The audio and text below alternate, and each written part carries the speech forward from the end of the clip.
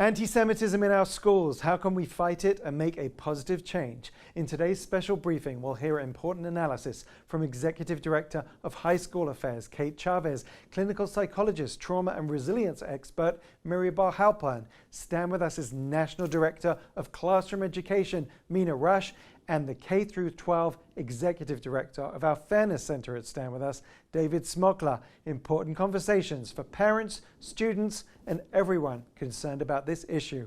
On YouTube, Spotify, Apple Podcasts, and across social media. I'm Michael Dixon, and from the Stand With Us studios in Jerusalem, this is Special Briefing.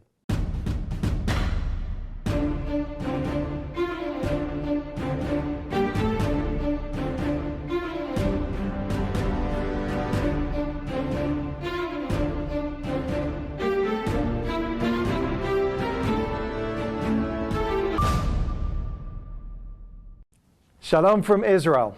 As anti-Semitism continues to rise in schools across the United States and the world, impacting students from kindergarten through high school, along with teachers and parents, I'll be joined by incredible people leading efforts on the front lines of the education system, as well as teachers who've experienced it firsthand. But first, there is something deeply troubling happening in our schools, from kindergarten to 12th grade classrooms. It's something that should never be tolerated, especially not in places designed to shape minds and build futures. Anti-Semitism is on the rise again, and today it's coming not only from the fringes, but from hallways, classrooms, faculty offices, and student unions.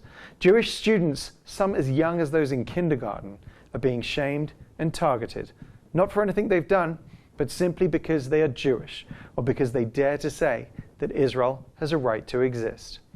Imagine being a child walking into school and seeing slogans on the walls that erase your people's history. That's not education, it's indoctrination. Let's be absolutely clear, hate has no place in education. Schools are supposed to be places of safety where truth is taught, curiosity is encouraged, and identity is celebrated, not condemned. When anti-Semitism is ignored or worse, tolerated, it sends a dangerous message that some forms of hate are acceptable, that some young people matter less, that Jewish identity is expendable, and we cannot allow that to stand. We must all raise our voices, parents, educators, students, administrators, allies. Name anti-Semitism when you see it, confront it with courage, teach history honestly, and create space for all students to feel safe and respected.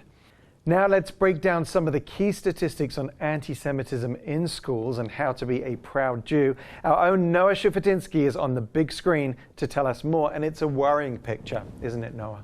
It's extremely troubling what's happening in classrooms, specifically in high schools, and even younger than that. Now, if we take a step back and we look at the situation dating back to 2021, that's where we start to track this sharp rise in anti-Semitism that children younger and younger are experiencing, right? During the 2021 war, students were starting to get exposed to anti-Semitism on social media, and that paved the way for the situation to deteriorate within classrooms. Now, Stand With Us understood that this was an increasing issue. It's something that we knew we had been built for, and we had a response. So what does that look like? Recognizing the sharp increase in anti-Semitic incidents and, of course, the sharp increase in our responses to those incidents. That looks like 90 legal and educational responses to all sorts of different anti-Semitic discrimination cases across the board in the United States of America.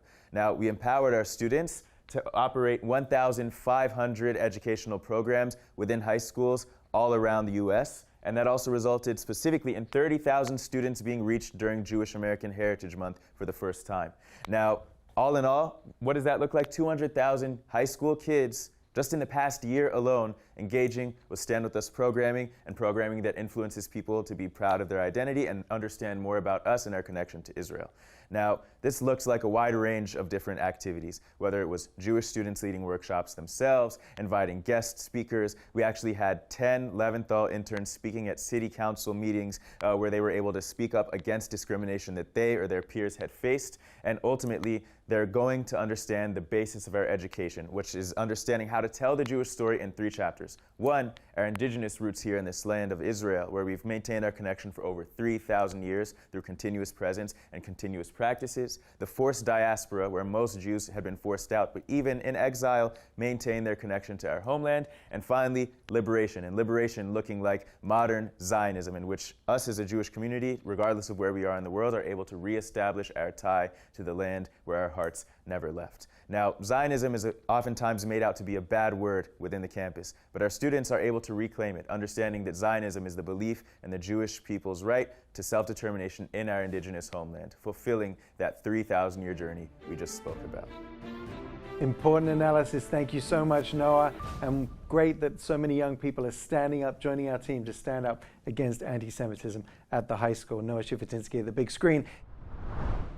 Well, let's discuss all of this now with Executive Director of High School Affairs for Stand With Us. Joining us now is Kate Chavez. Kate, so great to have you with us. Thank you so much, Michael. Happy to be here. And tell us, what is the current situation regarding anti-Semitism, and what is the Jewish experience in high schools across the country? Great first question. I will say that, post October 7th, just as we saw an increase in anti-Semitism across the world, we also saw this happen in high schools across the US.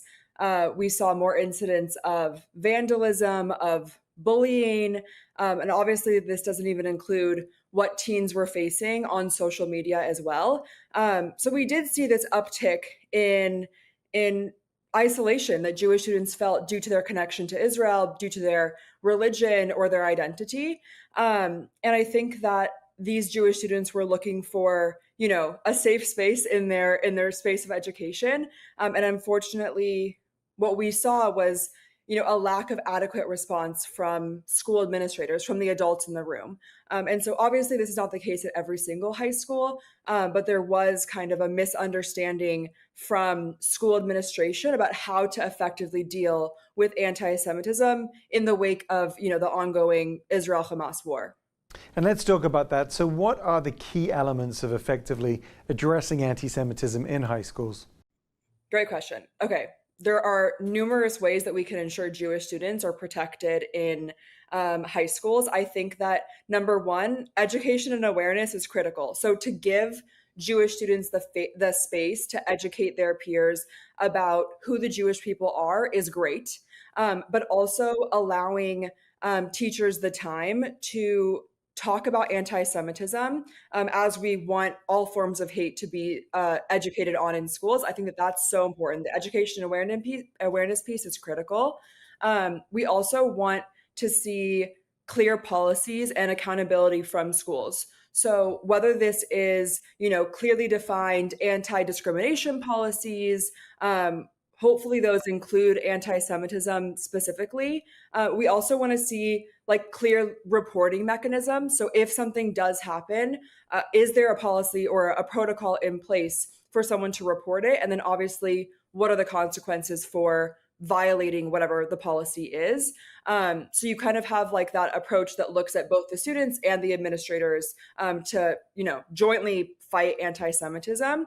And I think, the last piece is partnering with trusted organizations, right? Allowing the Jewish communal organizations to define anti-Semitism for us, for our people, and then educating on that to students. So obviously, Stand With Us High School has numerous avenues for teens to come to us to, allow us to help them educate their peers about the Jewish community, Israel, anti-Semitism. And so, encouraging administrators to turn to our communal organizations, I think, is really, really important as well.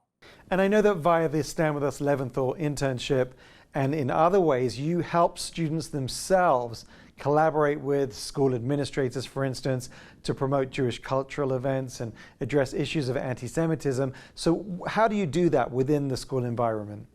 Yeah, great question. So I have to obviously give a shout out to the Leventhal interns because these students are superstars in their high schools. And so oftentimes, these student leaders are maybe presidents of the Jewish Student Union, or they're presidents of the Israel Club, or they're just involved in their school community. And so those students, I think, should feel incredibly empowered to build alliances with other groups on campus, right? Like natural, authentic partnerships being an ally to others is just as important as, us welcoming in allies to our community. So I think building alliances with other clubs, with administration, all of this is critical to effectively fight anti-Semitism holistically. I think for students in particular, offering solutions, not just problems, to their administration it's a smart move. Coming in to a school principal or a teacher and saying, like, X is happening, but I think X can fix it, is a great way to approach this conversation. And I think it just fosters more collaboration, which is awesome. And then I think something for parents and students, but for parents to keep in mind, is that we can and should be leveraging existing policies that already exist in a school handbook or school bylaws. And so I think being familiar with the policies that are in place and then like making the case for Jewish inclusion through those policies is also a very good step to take in the right direction. And of course, Kate, peer-to-peer education is so important. So tell us how you lead young people to foster meaningful discussions about Jewish history, Jewish culture with their peers. Sure. Well, definitely teens in high schools like know their peers best, right? We would never want to go in and say, this school should run this program. We want to hear from students. We want to hear, what language works with your friends, what language works with your community. And so I think allowing students to kind of take the lead on bringing education to their schools is super important for just us as adults in this space. But I think that students kind of run with this and use their creativity to create relationships with others on campus. Like we've seen incredible programs having to do with cooking traditional Jewish food at school to help others learn about our culture. We hear people, bringing together interfaith panels to talk about, issues that may be facing multiple communities. I think like that personal connection and storytelling is a great way to form relationships with others at school, for sure. And I know that your department has been at the forefront of implementing celebrations for commemorative months like Jewish American Heritage Month and Mizrahi Heritage Month in schools. Tell us more. Sure. Okay, so I'm very proud to announce that in this past school year, our Jewish American Heritage Month programming reached 30,000 high school students across the United States, which is very exciting because I think that, number one, it allows Jewish students to feel pride in their community. And also it allows other students to kind of take a peek and learn about the Jewish community in a way that maybe isn't how they're hearing about us right now. But celebrating, Jewish contributions to the US, celebrating the culture of Mizrahi Jews, all of these are incredible opportunities for people to learn, to create, cross-cultural bridges. All of this is critical for forming a school environment where Jewish students feel proud and have relationships with other students. So, if you're listening and you want to bring in a tabling kit or you want to bring in resources for a bulletin board or a library display, highly recommend it because I think it's a great way to educate others about who the Jewish people are. And of course, if young people do face anti-Semitism on their high school, what can they do? Great question. So obviously, turning to community organizations like Stand With Us is, I think, a great first place to start. We have years of experience responding to cases across the US. And so, us being able to bring that expertise, I think, is important. Obviously, we work hand in hand with students and families to ensure that every step of the way, they're part of the decision-making process because at the end of the day, this is their school, right? We want to make sure that these students feel comfortable in this environment. But we have numerous ways to respond to anti-Semitism. Sometimes it's, student-facing education, right? There is an insensitive comment made or, unfortunately, swastika is being drawn on school buildings. And so maybe that means we bring in a speaker for like an all-school assembly. But there's also teacher-facing work that we can do, right? Training educators how to effectively push back against anti-Semitism, but also just how to identify it. Our K-12 Fairness Center also obviously can help in that area. And then I think finally, should something truly egregious happen, or should there be a hostile environment in a school, our legal team is also there to help. So I think working hand in hand with families and students is something that we've excelled at over the years. And so obviously, should anything happen, you can always turn to Stand With Us to support you. Yeah, do reach out if you need to. And of course, they can do that from the homepage of standwithus.com. They can report an incident and we will, of course, follow up. Incredible work, both pushing back against anti-Semitism and pushing forward with a positive, embracing agenda of Jewish identity. Stand With Us, Executive Director of High School Affairs. Thank you very much, Kate Chavez. And please, thank your wonderful team for all that they're doing. Thank you, Michael. Well, it's never too early to educate our kids, and joining me now from Los Angeles is National Director of Classroom Education for Stand With Us, Mina Rush. Mina, thanks so much for being with us. Michael, thank you so much for inviting me to be on the Stand With Us Back to School special, which you have to be an American of a certain age to get that reference. Yes, we have a nationwide team that creates meaningful Israel content for Jewish day schools and congregational schools, synagogue supplementary schools. The platform is called Israel Link. Israel Link is online, it is learner-centered, and it has now been used in over 500 Jewish educational institutions across the US, Canada, and other English-speaking countries around the world. We have trained over 2,000 educators, not just in Israel Link content, but providing professional development to grow their Israel knowledge. And we have reached over 25,000 students. Because we are data-driven, we know we're making an impact, and I'm very excited to share that with the listeners today. We are making an impact, we're making a difference. So important. And we have so many parents who are watching, and I wonder if I could talk about that role of parents. What can parents do to help their children build that foundation that empowers them to define their Jewish why, their Zionist why, their Israel why? Tell us more. That is a great question. Thank you for asking that, because this is something we have to lead with almost everywhere we go. Many parents, they're busy, they're working, they outsource their children's Jewish identity building to classroom educators, whether it's an after-school program or whether it's a day school. And yet, have they ever sat down and really articulated what is their why? What is their family story? How does that trace back? And when we meet with parents, we've done a lot of parent workshopping as well to help prepare them and give them the tools to have meaningful conversations around Israel with their children. We ask them to really take a moment and think about their why. If they were stuck in an elevator for 30 seconds and someone turned to them and said, "Hey, I see you're a Jew. Why?" Or "I see you're a Zionist. You're wearing this pin, or you have a flag on your lapel. Why?" They should be able to answer that in a split second. Now, I came from the generation that the answer to that question was always the same. You don't want to be the link in the chain that breaks, especially after the Shoah. And I'm not dismissing that narrative, but we are so much more than that. And that is what's going to resonate with our children. Not the obligation of because, but the pride, the resilience, the amazingness of the people we are part of. So I encourage parents to sit down and think about what is their why? What is the story they would tell a stranger? Then tell that story to your own child and give them the freedom and the tools to start thinking about their why.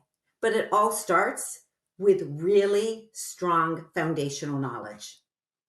So important, and that's the positive aspect of things. Unfortunately, I have to also address the negative aspect of things. So when did you start getting calls and emails about anti-Semitic incidents that were happening in grade and middle school? Okay, well, this will probably surprise everyone, because I'm sure you think the answer is October 9th, that first Monday of school. We'll get to that. But what we saw was something much more insidious that was happening earlier. I'm going to bring you back in time a bit to May of 2021. Now, prior to May of 2021, we had experienced a global pandemic. And at the time, I thought it was a great idea to put my personal cell phone number on the website because our teachers were pivoting from classroom education to online education, and that was hard enough. On top of the fact that they weren't all super tech savvy, and I knew there would be times they would need help. I didn't want them to find themselves in the middle of their Zoom classroom and all of a sudden panicking because they forgot their login to the Israel Link platform. So I put my number on and it was used. The issue was that after school was opened again and students could return, we were all so excited, we were all so busy creating content that I forgot to take my number off. So May of 2021, rockets started raining down on Tel Aviv from Gaza. Now, I understand, and I know you understand, that the story I'm about to tell probably seems quaint in comparison to what we have all experienced on October 7th and in the aftermath. But at the time, it felt unprecedented because we were aware of the trends happening on campus, of Jewish students being isolated and marginalized. We were seeing more and more activities happening in high school with full impunity. But K through 8, that never happened. I mean, maybe I'd get 3 calls a year from a parent saying they brought in this speaker, or there's required reading of this book, or the teacher said this. And the answer was easy: education. We'll address it. That's what Stand With Us does. We'll address it. We'll give you the tools to go back to the school and balance things out. This was different. This was unprecedented. That week, I got more than 300 phone calls, and they all started something like this: my child won't go to school because, and then fill in the blank. Their classmate said this. A student carved this on their desk. In front of the entire class, the teacher made this statement: my kid is the only Jewish kid in that class. The coach said this in front of the entire team: my kid is dropping out of soccer. Every single phone call started the same. So as an educator, and more importantly, as a parent myself, obviously my first concern was with the child. And I assured them, Stand With Us is prepared to deal with all of this, but let's start with your kid first, please. What he or she has just experienced is devastating. They're scared. They don't feel safe. Home is their safe room equivalent to our brothers and sisters who are in stairwells and bomb shelters in Tel Aviv right now. Home is their safe room. We have to rebuild what you have already created for them, that foundation that you've structured for them. Let's build on that. Let's remind your child of who they are. So tell me, what does this look like? What stories have you shared? How do you discuss Israel at home? How do you express your Jewishness at home? Let's just build on that. And no matter how many ways I asked that question or framed it, the answer was almost universally the same. On the other end of the phone, silence. And what I didn't say to these parents, because they were so concerned for their children and their hearts were breaking, and my heart was breaking with them. But what I certainly thought at the time, that if you wait for a crisis, if you wait until hate is flying at your child from teachers, from peers, from social media, in the same way missiles are flying at our family in Tel Aviv, if you've waited till then to have a meaningful conversation about your why, about their why, about who they are, you might have waited too long because they've just heard who they are. They've heard what a Jew is. They've heard what a Zionist is. They've heard what Israel is, and they've heard it from someone who hates them, filled with lies and disinformation and misinformation. And it's really, really hard to walk that back. So my advice goes back to have those conversations, have meaningful, deep, and challenging conversations. Saying that something is complex should never, ever be the end of the statement. It should be the beginning of a discussion. So important. And I said at the beginning, it's never too early to teach. We can teach from a very young age, can't we? Absolutely. And I encourage it. Once someone gave me a beautiful metaphor, because I also was concerned, are these issues too big? Are they too complicated? Are they too complex? And I spoke to a colleague and asked her opinion. And she said, we should never underestimate our kids. Never. They know so much more and they have exposure to so much more than we ever had. We need to make sure they're exposed to the truth. They're exposed to everything. Let them also hear from us what the truth is. And the metaphor she gave was great, because I said, it's like a first date. You want to show the best of yourself on that first date. And she said, Mina, when you think you're going on that first date, they've already swiped left. You need to start with the beautiful, challenging complexity of the Jewish story. They're not too young to get it. And our educators know how to deliver that message in a way that's age and developmentally appropriate. We've had back to school special references and Tinder references. So you span the generations, Mina. Good for you. Where can people find out more about the LINK curriculum and about the work of your department? So our website is www.israellink, 2 L's, Israel and link.org. The website is very informative. We will be putting up also sample lessons. And the wonderful thing about having digital content is that you can always stay ahead of the curve. I want to just jump up to from May of 2021 to more current events. We all knew at some point, our team sort of spans the continent. So we all knew at some point what had happened on October 7th. Being here in Los Angeles, I was the last to know. And yet the team had already anticipated that, just like those 300 calls that came into me in May of 2021, that Monday morning, October 9th, our phone would be ringing off the hook from teachers. What resources do you have? What should we be teaching? How can you help us? And we were ready to go. We were absolutely ready and prepared to go. In addition to creating content that was turnkey for the Israel Link schools that were registered, we gave public access to every single institution so they could use it as well. And we held 4 webinars, 2 that first week and 2 the second week, for parents and for educators, to help them have these conversations. And I will tell you, it was very, very important. You talked about how young is too young. The message of October 7th in those initial lessons was not, we were slaughtered. We were victimized.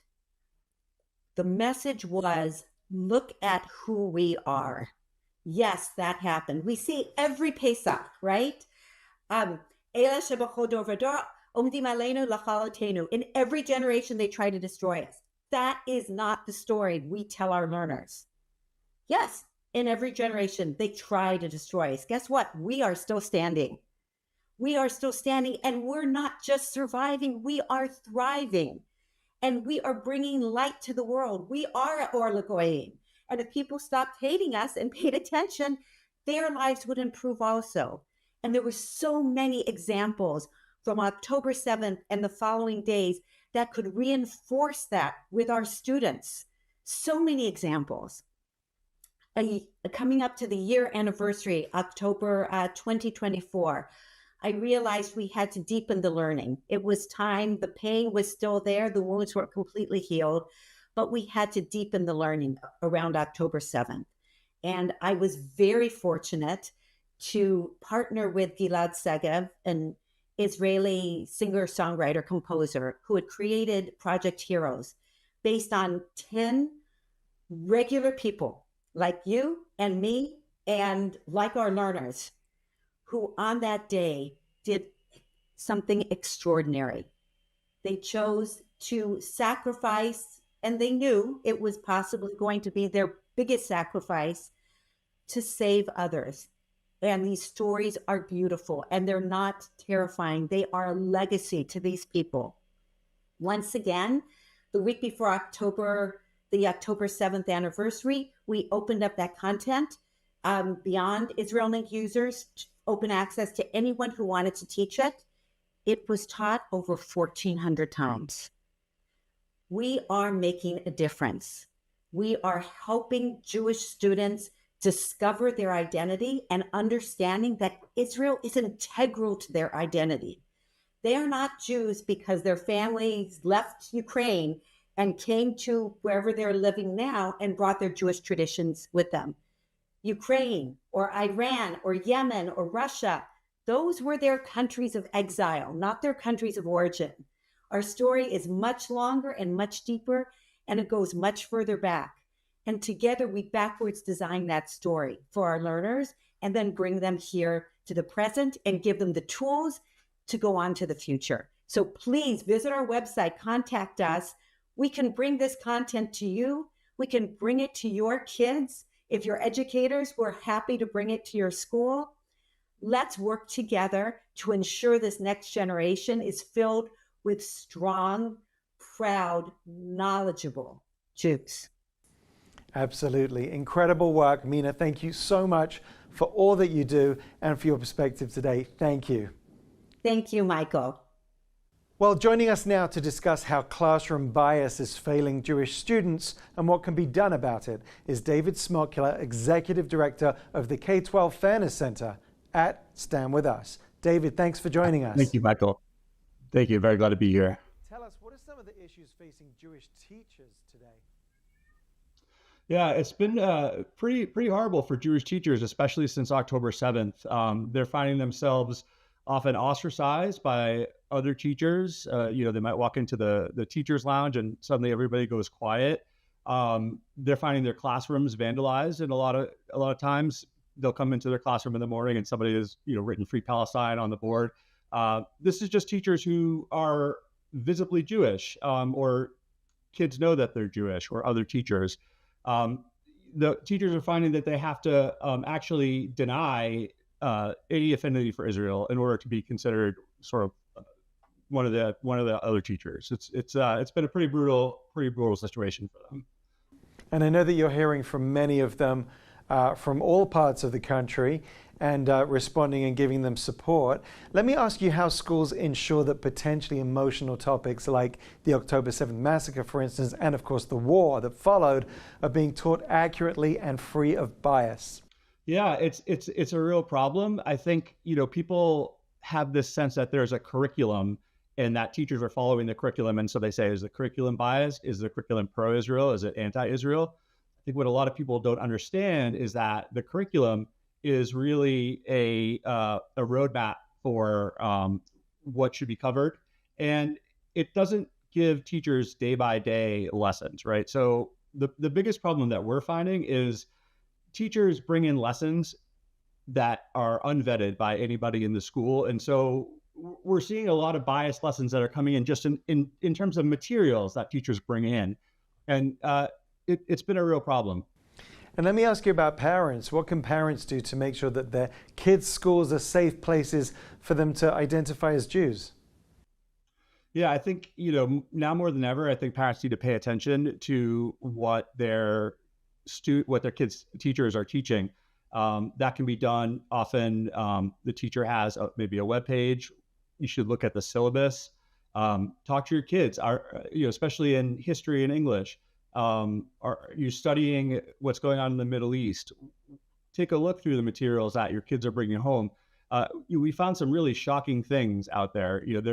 There's stuff that is just ignorant, but there's also people who are putting malicious stuff out there. right? There's groups who are seeking to indoctrinate kids.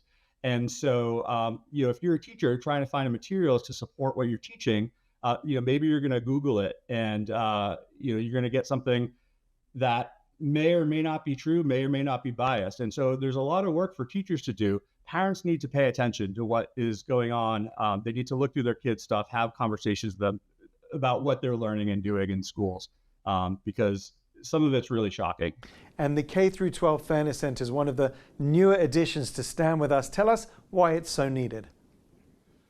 Well, it's really needed because across America, kids are. When I was a teenager, I wore my chai, I wore my Star of David. I was happy to identify as Jewish in high school and middle school. Kids today are not. They hide any signs of being Jewish, and it's just mind blowing to me. And so people really need to be paying attention to this. Why is it that kids can't feel safe being Jewish in their public schools or private non-Jewish schools in America? And teachers putting forth biased curriculum that is supporting all these anti-Semitic tropes, it's a big part of the problem. So David, tell us the kind of support that you and the center can give to teachers. Well, so right now we're providing high quality professional development to teachers and administrators. We've gone all over the country. We've worked with a lot of educators so that they can understand Jewish identity, because if they don't understand Jewish identity, then they can't really understand anti-Semitism, and then they can't really prevent or respond to it effectively. So we're doing the professional development. We're also doing curriculum reviews for teachers and schools, and for parents who are concerned about curriculum issues, and also consulting for schools to help them do better in how they're preparing ethnic studies curriculum, genocide studies, Holocaust education, all of that stuff. We're also meeting with parent groups so that they can better maintain and build relationships with their schools and districts so that they can better help their districts prevent and respond to anti-Semitism. Super important work. Executive Director of the Stand With Us K through 12 Fairness Center, David Smokler. Thank you very much for joining us. Thank you. Thank you.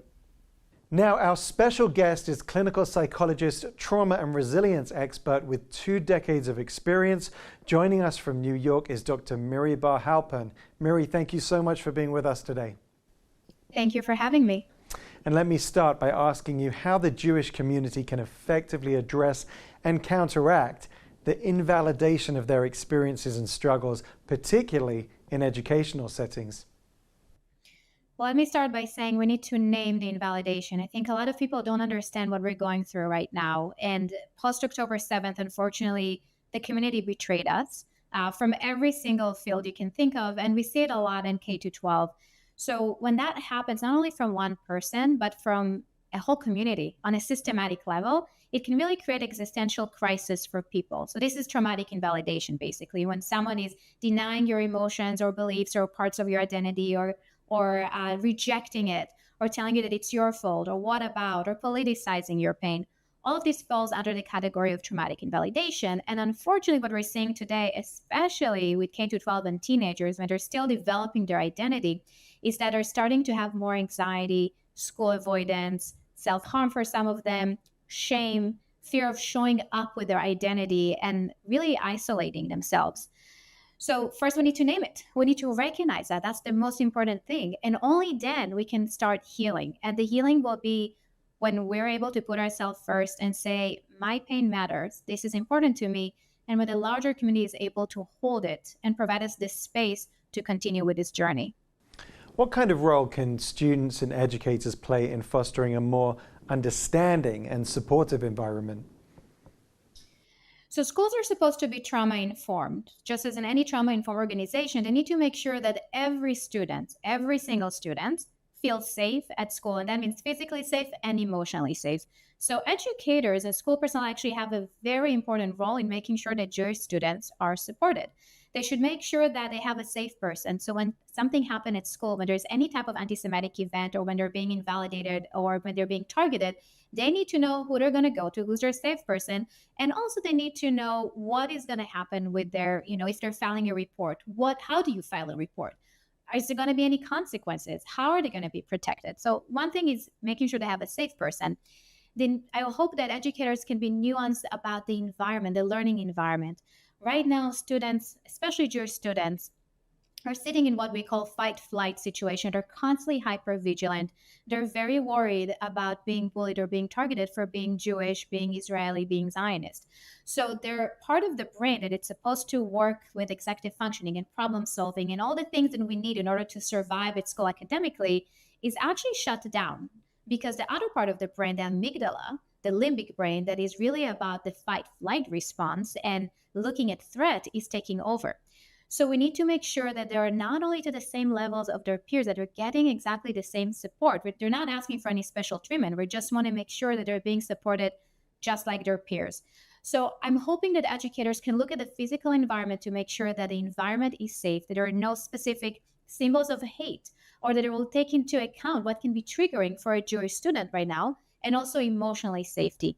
Reaching out to them, not waiting necessarily they will reach out to you, asking them, are you feeling safe? Is everything okay? Are you connected to the community? Can they connect them actually to communities within school and to clubs to celebrate their pride of being Jewish, to celebrate their uniqueness and who they are? So important. And of course, we need to build resilient young people. I'm big into resilience. I wrote a book titled Is Resilience, about Israeli society, but how do we teach children in the United States, in the diaspora, to build resilience when they encounter anti-Semitism in their schools and communities? So, resiliency is the ability to bounce back. Most of us can bounce back. I think Israel is doing it fabulously because we really don't have a choice, right? That's why they have healing spaces and resiliency farm and communities. What I would like to advocate for is not just bouncing back. I want us to be able to grow and give meaning to events. And we know that doing is the best antidote for trauma. It's a buffer. Even in Israel, when there is an alarm, they're telling the youngest kid in the room, you're going to be in charge of bringing snacks to the room or closing the window, because the action is giving you back control. So when you think trauma is a loss of control literally from the brain down to the body, and even from the brain, from the top part of the brain all the way down. So we want to bring back control, and part of it can be from the bottom up, from the body, teaching them skills to develop resiliency. It can be distress tolerance skills, emotional regulation skills, and then, like I said before, connecting them to community and giving them a sense of belonging. All of this together, not just one aspect, but all of this together is really important in building resiliency and post-traumatic growth. So action. I would ask a teacher to ask their students, what are your values and how can I help you take meaningful action based on your values? And if the values are actually connected to Judaism, even more, because now you're also celebrating a part of identity that others have been rejecting. Beautiful. And, parents and educators may worry about communicating with children about anti-Semitism, not wanting to cause them additional fear or anxiety. What tips do you have? First of all, be curious. I think people, parents in general, we want to know everything about our kids. And sometimes it's really hard to have this communication, especially with teenagers. So we want to lean in with curiosity and definitely not shame. And we want to ask them, what do they know? What is going on in their school? What are they watching on social media? So having those conversations, leaning in with curiosity and opening the door, maybe using your own experience and making it developmentally appropriate. I would not have the same conversation with someone at K-2 versus an 8th to 9th grader, for example. So being able to moderate a conversation in a way that is developmentally appropriate is important. And then preparing them. So right now, unfortunately, anti-Semitism is not going away tomorrow.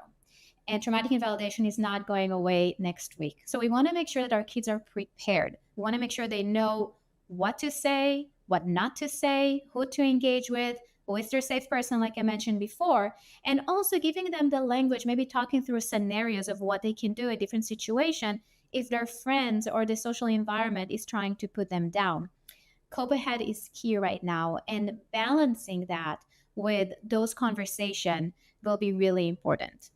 And of course, there are emotions at play, aren't there? Because parents are trying to help their children build resilience in the face of anti-Semitism and trauma, while also managing their own emotional responses to those challenges. I think parents should make sure that their well-being is taken care of. If that means seeing a therapist, doing some self-care, doing yoga. I started doing yoga. I was never a yoga person. Doing whatever works for you. That might mean taking a bath, doing some self-regulation skills, going for a walk, not looking at social media every day. Really limiting social media is important. This is something we do have control over, and also something we should talk about with our kids, about who should we block and what content can we block, because the social media is an echo chambers of hate at this point. And one other thing, and I know it's not what you asked me, but I will say that not only Jewish people are being affected, because when there's anti-Semitism, we're all more vulnerable to extremism.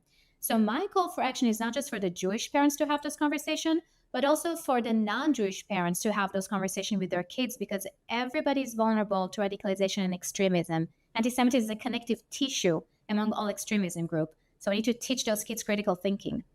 So Miri, what would be a successful initiative that could help to be implemented and support kids who've experienced trauma related to anti-Semitism? Because there doesn't seem to be so much out there right now.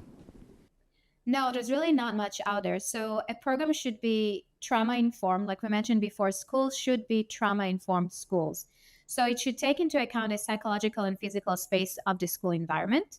They should have pride about Jewish people and not just teach about the Holocaust, but really bring back the person behind it. Right now, everybody's dehumanizing us. We need to make sure that they are seeing us as people, as human beings.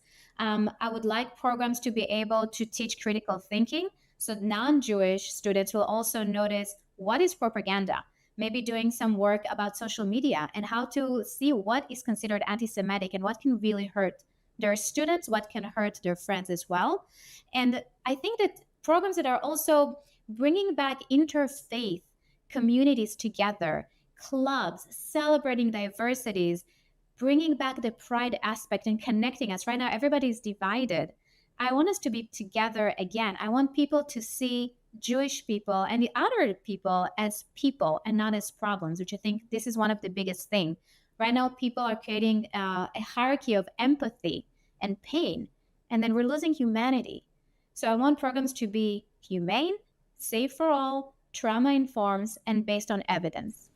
Much work to do. I know how much our team, our educational team at Stand With Us, values all of your guidance and insights. Thank you so much for joining us today, Dr. Miri Bar-Halpern. Thank you so much.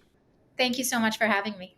Powerful insights and great information and strategies as we head into this new academic year. Now, what are you doing in March 2026? I'd like to invite you to join me and hundreds of others in Las Vegas for the Stand With Us conference. Together, we'll unite students, community leaders, educators, rabbis, and allies from all faiths and from around the world to combat anti-Semitism and stand proudly for Israel. You'll hear from amazing speakers like Montana Tucker and Patricia Heaton and Brett Stevens, and so many more, and I'll be there too. Tickets are available now, and your experience includes 6 delicious glut kosher gourmet meals. Come ready to connect, learn, and leave empowered with the tools and resources to make a real difference in your community. I promise you this, you'll leave inspired and energized. Go to standwithus.com/conference to learn more and reserve your place before it's sold out. We'll see you in Vegas. And of course, to do the work that we do, we rely entirely on donations from wonderfully supportive individuals like you. So if you'd like to be our partner today, please go to standwithus.com/donate. Thank you very much. That's our special briefing for today. If you found this useful, please do share this with others. Thanks for watching, and thank you for standing with us. Yisrael Chai.